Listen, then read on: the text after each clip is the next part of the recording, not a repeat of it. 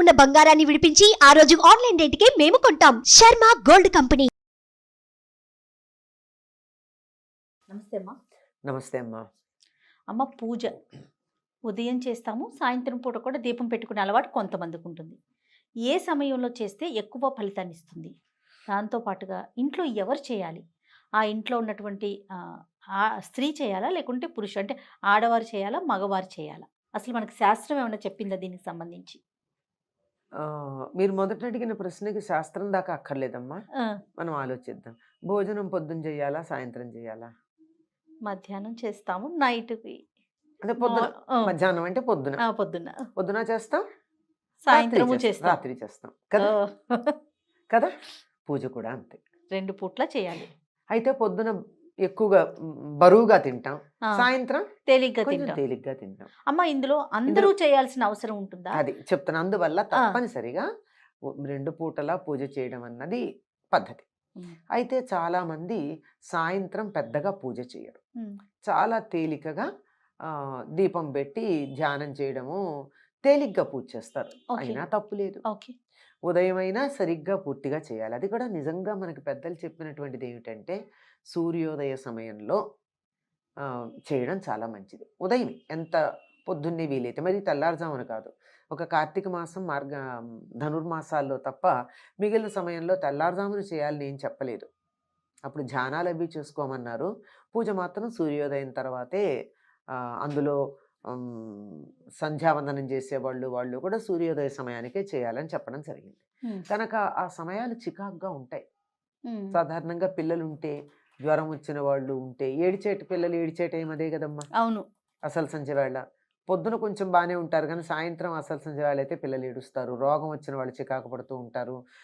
ఇంట్లో కాస్త మానసికంగా సరిగ్గా లేని వాళ్ళు పిచ్చి పిచ్చి మాటలు మాట్లాడుతూ ఉంటారు. ఇవన్నీ ఉండే సమయాలు. కనుక ఈ సమయంలో మనం దైవం మీద దృష్టి పెట్టడం గనక ప్రారంభించినట్టయితే ఇవన్నీ సర్దుబాట్లు అయిపోతాయి, మొదటి నుంచి అది అలవాటు చేస్తే. అందుకని సంధ్యా సమయంలో దీపం పెట్టడము, ప్రార్థన చేయడము.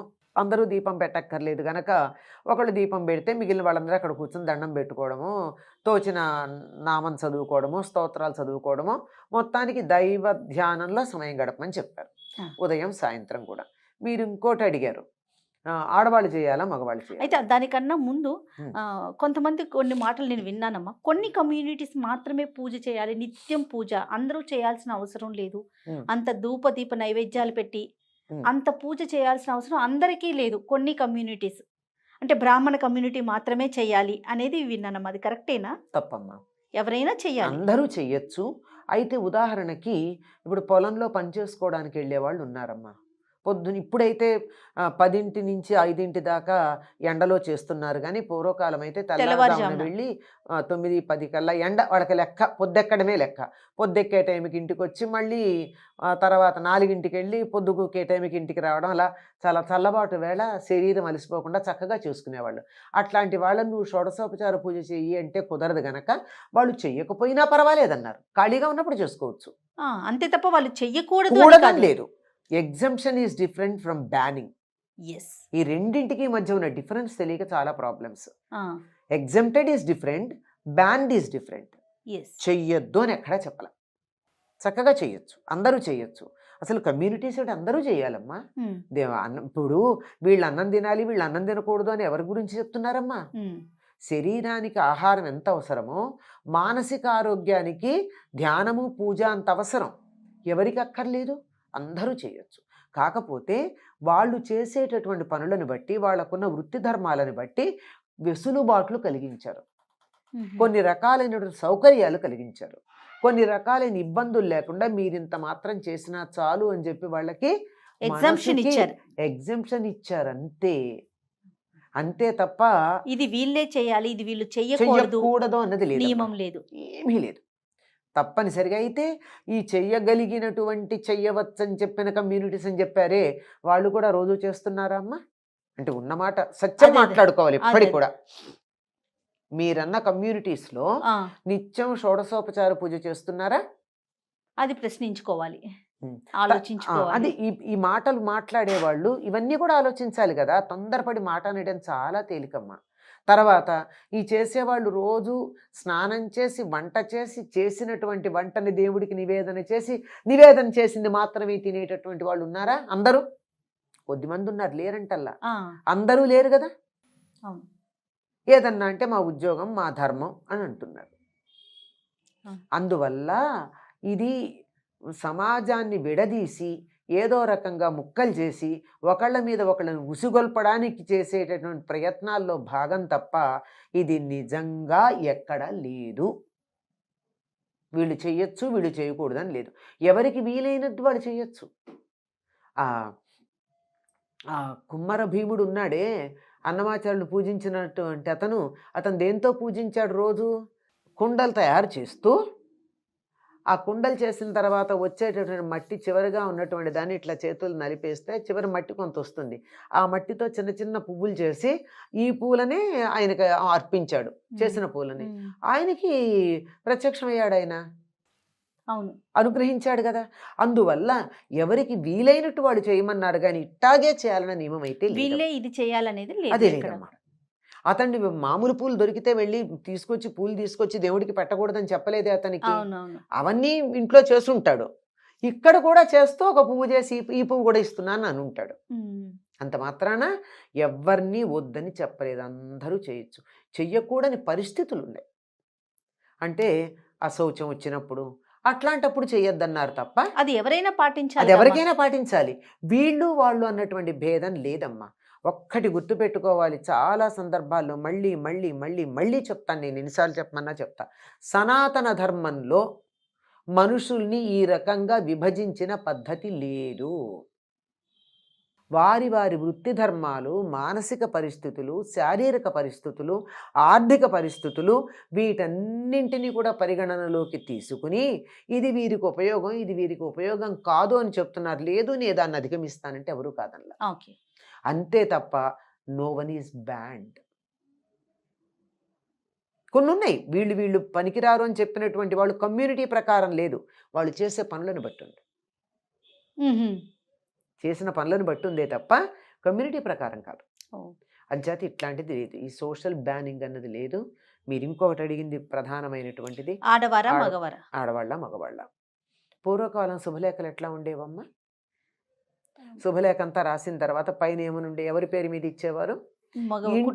ఇంటి పెద్ద ఎవరుంటే వాళ్ళ పేరు మీద ఇచ్చేవారు. శ్రీ అని చెప్పి వాళ్ళ పేరు మీద. శ్రీ సహకుటుంబ వారు కుటుంబ సభ్యులందరూ అంతే. అంతే తప్ప మిసెస్ అండ్ మిస్టర్ అని కానీ, మిస్టర్ అండ్ మిసెస్ అని కానీ, XYZ అని కానీ వీళ్ళందరివి ఉండేవి కాదు. కనుక ఎవరు ఇంటికి యజమాని ఎవరు అంటే, ఎవరు యజ్ఞం చేస్తారో అతడు యజమాని. అంటే పూర్వం యజ్ఞం అంటే బ్రహ్మాండంగా జంతువులు తీసుకొచ్చి అంతంత ఆర్భాటం చేయడం కాదు, రోజు ఇంట్లో హోమం చేయడమే. అగ్నికార్యం ప్రతి వాళ్ళు చేసేవాళ్ళు పూర్వం. అలాంటి చేసేటటువంటి చోట ఎవరు చేస్తారో వాళ్ళే చెయ్యాలి ప్రధానంగా అని. కనుక ఇంటికి శుభలేఖ ఇచ్చేటప్పుడు ఒకళ్ళ పేరు మీద ఇచ్చారే, అట్లాగే పూజ ఒకళ్ళు చేస్తే సహకుటుంబానామని చెప్తారు. కనుక ఆయన కుటుంబం అంతా అందులో వచ్చేస్తుంది. కనుక ఇంట్లో ఒక్కరు చేస్తే, ఇంటి యజమాని ఎవరో వాళ్ళు చేస్తే చాలు. ఆ యజమాని అన్న పదంలోనే ఈ ఇంట్లో ఈ అగ్నికార్యం, పూజ ఇత్యాదులన్నీ నేను చేస్తాను అన్నవాడికి యజమాని అని పేరు. ఆయన చేస్తే చాలండి. పూజ నిజానికి మగవాళ్ళే చెయ్యాలి. ఈ కాలంలో ఆడవాళ్ళకి వంటింటితో పాటు పూజ గృహం కూడా ఇచ్చేసి సుఖపడిపోతున్నారు మగవాళ్ళు. కాకపోతే నియమాలు మాత్రం చెప్తారు. ఆడవాళ్ళు తులసి కొయ్యకూడదు, ఆడవాళ్ళు గంట కట్టకూడదు, ఆడవాళ్ళు అది చేయకూడదు, ఆడవాళ్ళు ఇది చేయకూడదు. ఓకే ఒప్పుకుందాం, వాళ్ళు చేయకూడదు. చాలా సంతోషం వాళ్ళని చెయ్యొద్దంటే. మీరు చెయ్యండి, వాళ్ళు మానేస్తారు. ఏమ్మా? అవునమ్మా.